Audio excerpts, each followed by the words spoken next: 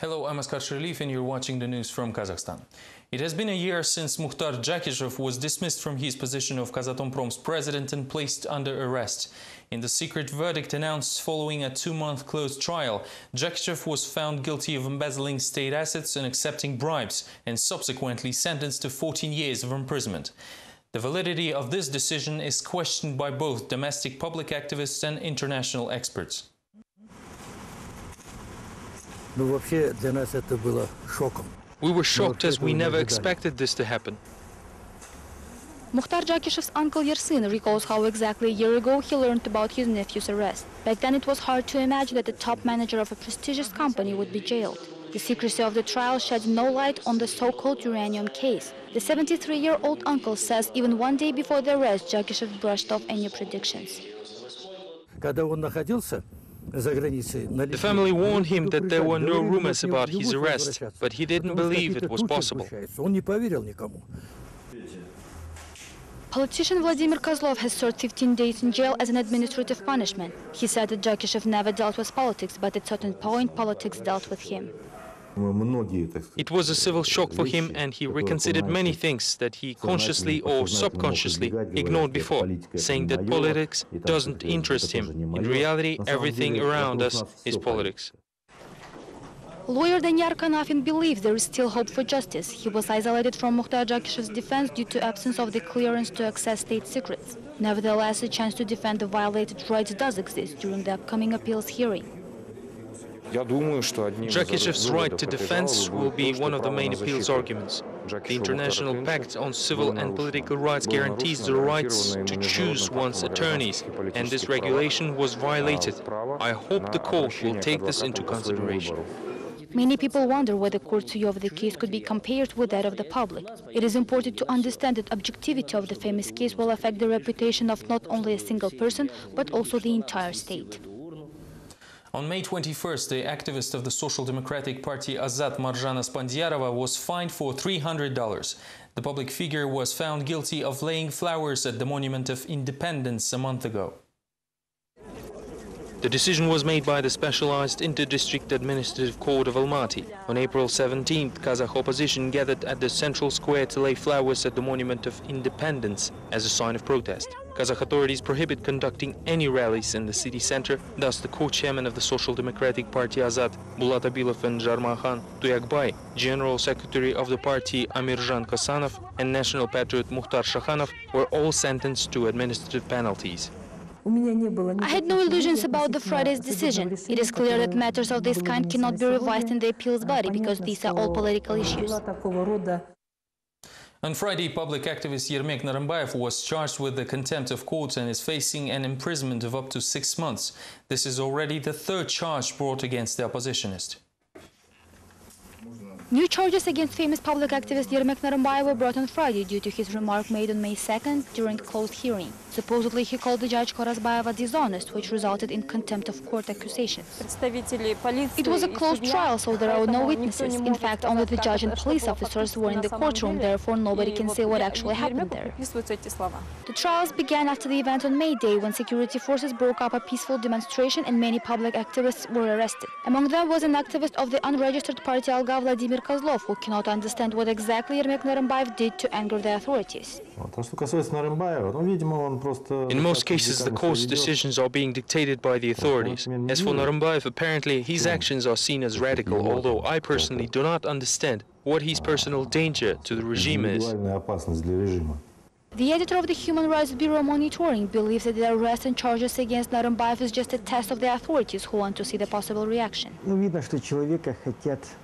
The situation with Narımbayev causes significant concern, as it is obvious the authorities want to make him a scapegoat using the judicial system. This is the way all others are warned of the possible consequences of their actions. This, however, has nothing to do with justice, but rather with politics.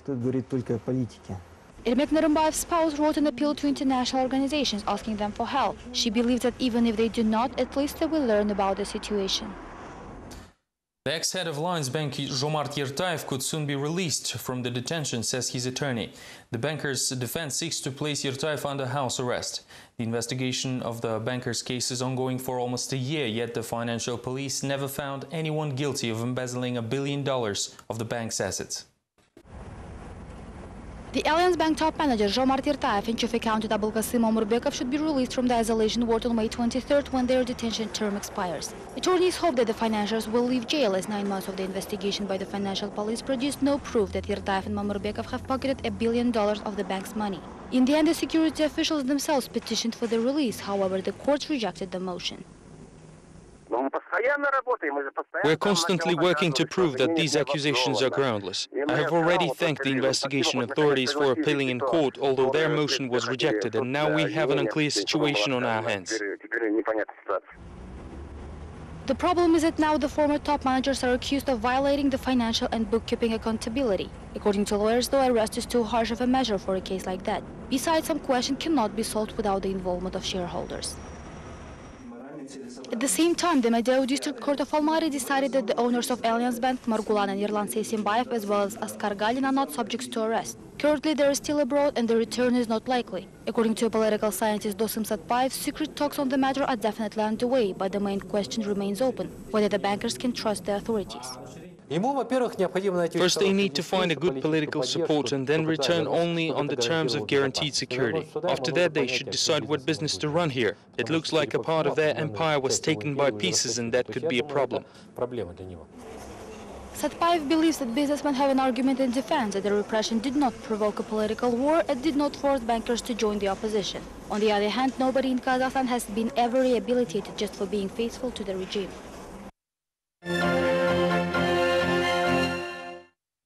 Political scientists and politicians say it is possible that Nazarbayev will approve the legislative initiatives of the Kazakh MPs who granted him the status of the leader of the nation. At the same time, Russian experts believe they know who the president's successor will be. Find out more from the next report. The phenomenon of Nursultan Nazarbayev as a national leader was discussed in Astana on Friday. Political analysts from Russia and Kazakhstan praised his integration initiatives and in particular the idea of the united Eurasia. At the same time, there were few complaints as not everyone understands the unifying role promoted by the Kazakh president. Some people cannot grasp the president's ideas about the revival of the empire. At the moment, the society doesn't have a definite understanding of the matter, and many of the processes are implemented only due to the president's foresight and political will. Nursultan Nazarbayev does not officially hold the status of the leader of the nation yet, but he is considered as such nevertheless. This idea was voiced virtually by all speakers at the round table, although some experts expressed a different view later in the hall. The leader of the nation is not declared by laws, but rather recognized at the mental level by the significant part of the society. Some formalization was observed here, but the norms of the laws used to promote this idea are beneath criticism because they have nothing to do with the leader of the nation phenomenon.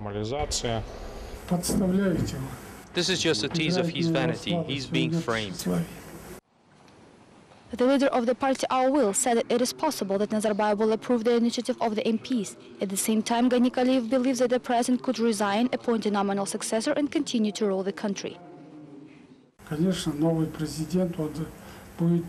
new president will be just a mechanism for the execution of leaders' policies so that all further developments could be kept under the leader's control, as he will want to keep his hand on the pulse of the country. Russian political scientists support this possibility. Alexei Vlasov is confident that Nursultan Nazarbayev has yet to choose a successor, but the position will be assumed by a respected politician loyal to the president. The expert said there are a few such candidates among the Kazakh elite.